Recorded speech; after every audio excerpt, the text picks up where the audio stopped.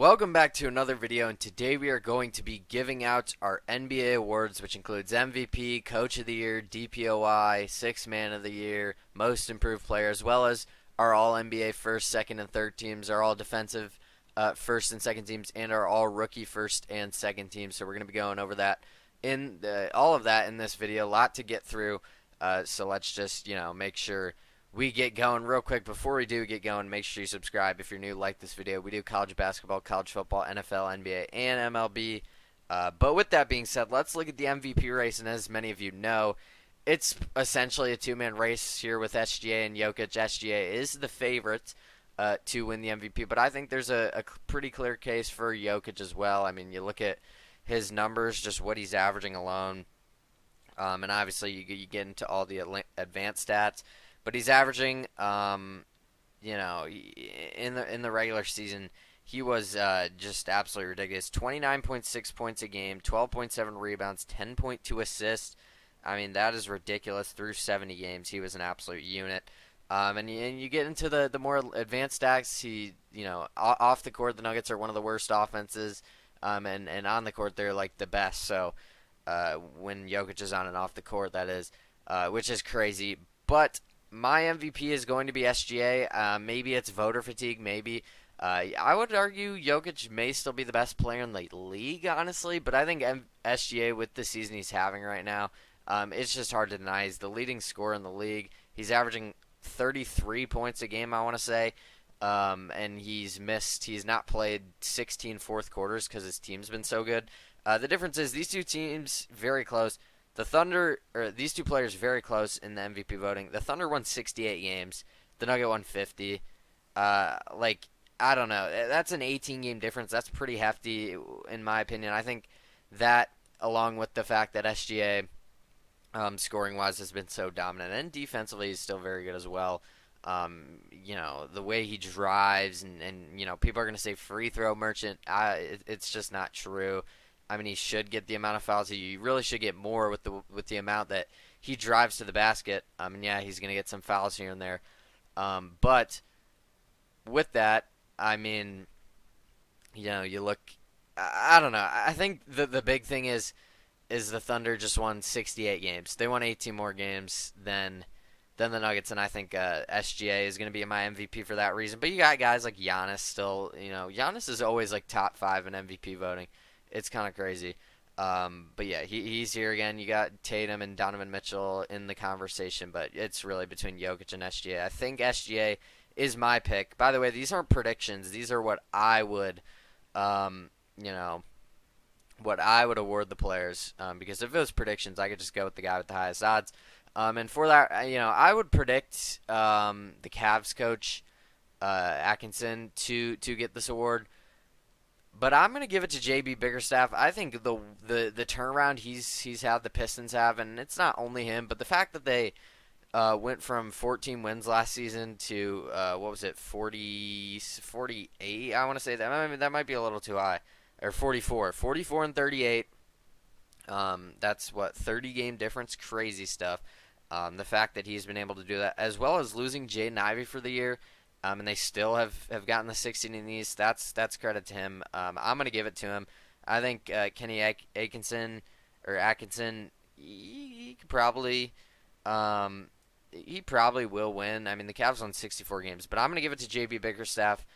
In my personal opinion, Defensive Player of the Year. This is probably the hardest award to decide, in my opinion. You got two guys at the top, Evan Mobley and Draymond Green. Both have great cases for it. Me personally, I'm going to go Evan Mobley. I think he's had the more complete season. Now, Draymond Green has had a really good push as of late, and he might be the favorite actually right now. I'm not sure. But he's had a very good push as of late. Will that factor in with the, recency bias? We'll see.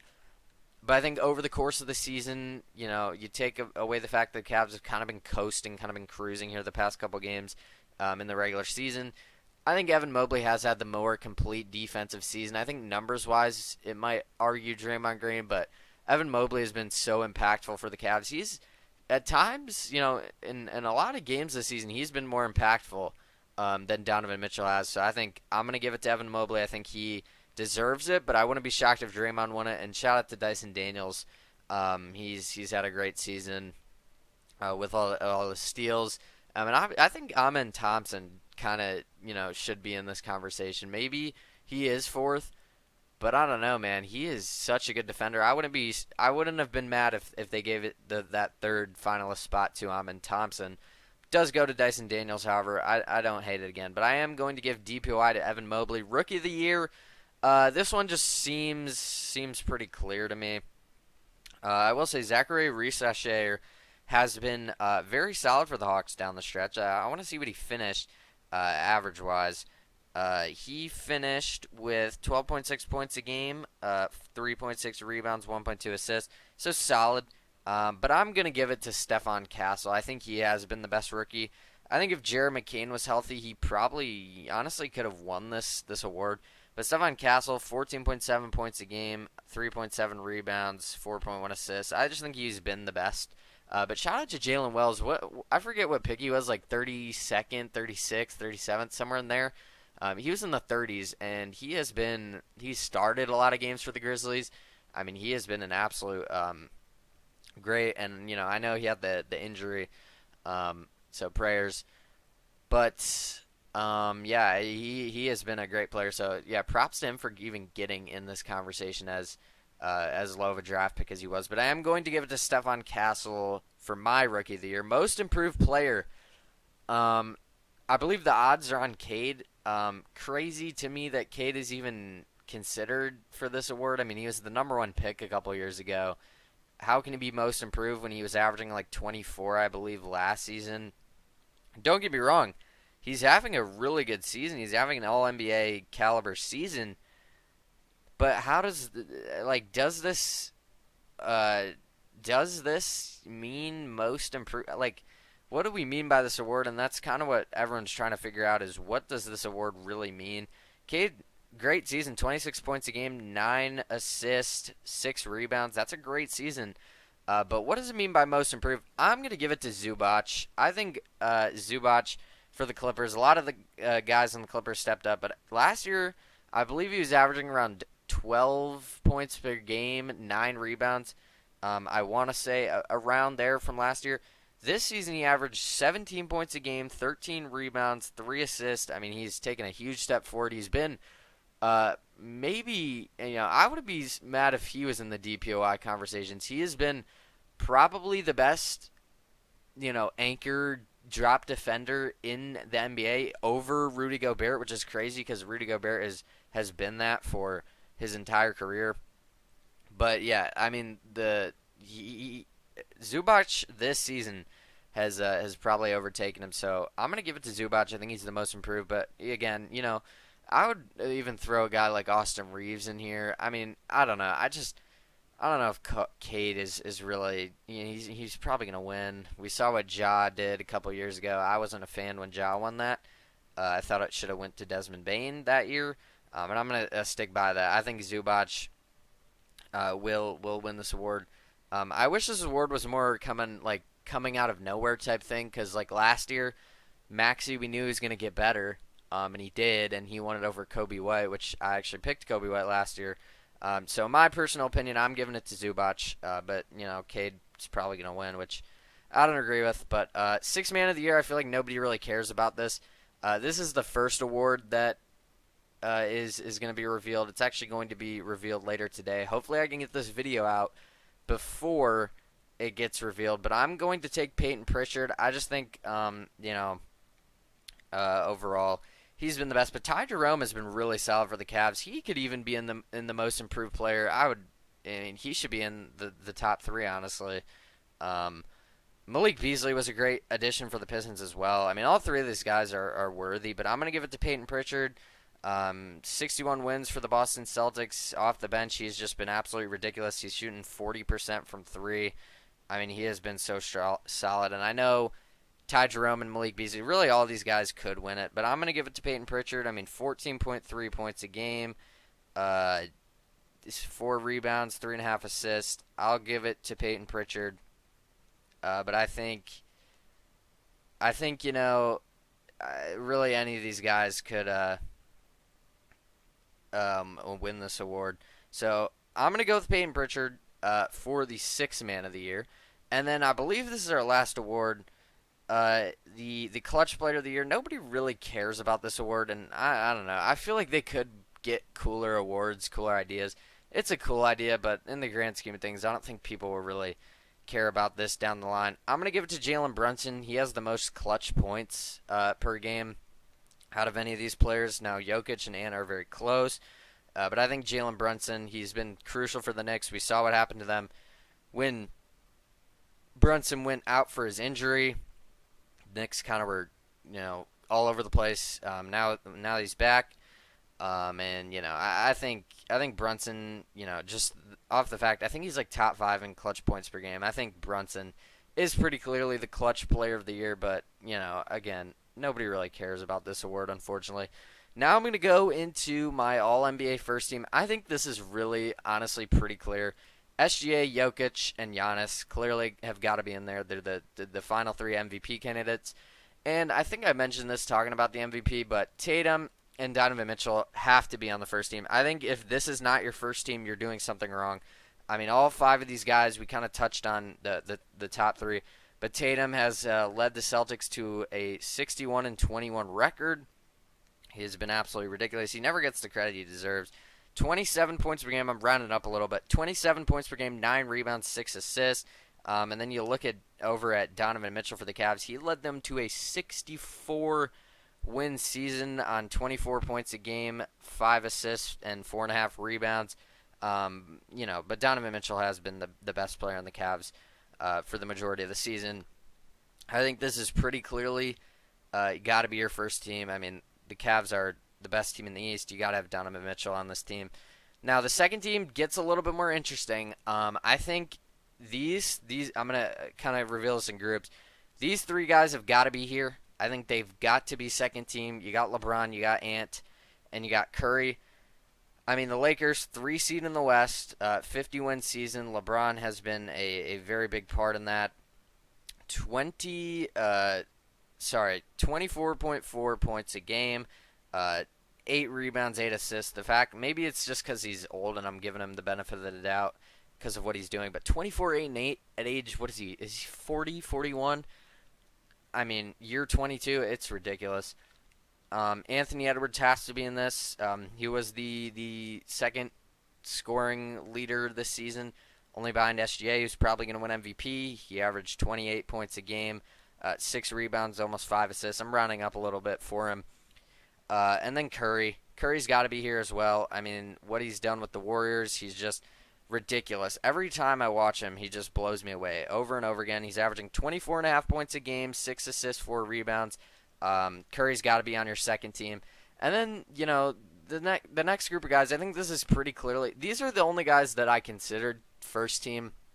I thought the first team was pretty clear, but these were the 3 that I thought about a little bit. The next 2 guys could be interchangeable with one guy on the third team. I don't want to spoil it yet, but I got Cade Cunningham and Jalen Brunson.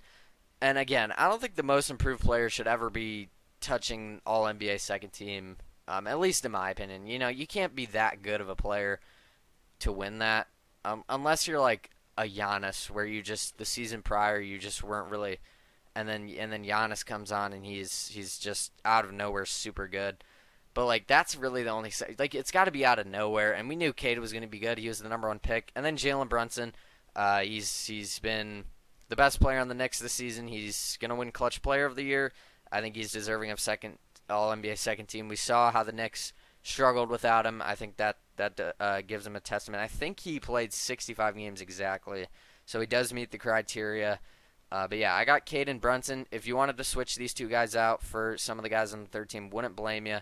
The guy that I was really upset didn't make the second team is going to be Evan Mobley, my DPOY. I think, like I said, at times he's been the best player on the Cavs in games above Donovan Mitchell. If you wanted to put him on the second team, I really wouldn't blame you. I think defensively and offensively too, he's just a really good player. He's got to be on your All-NBA teams.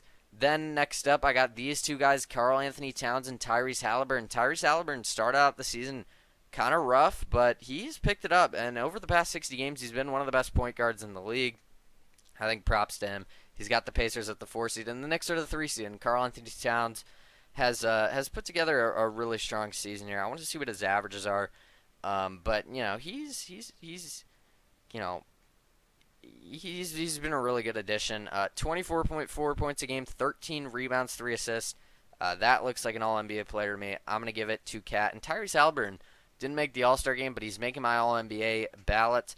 And then these last two guys, you could get mad at these two, but Jalen Williams and James Harden. Jalen Williams is one of the best defenders in basketball. He's also been an amazing second option there to SGA.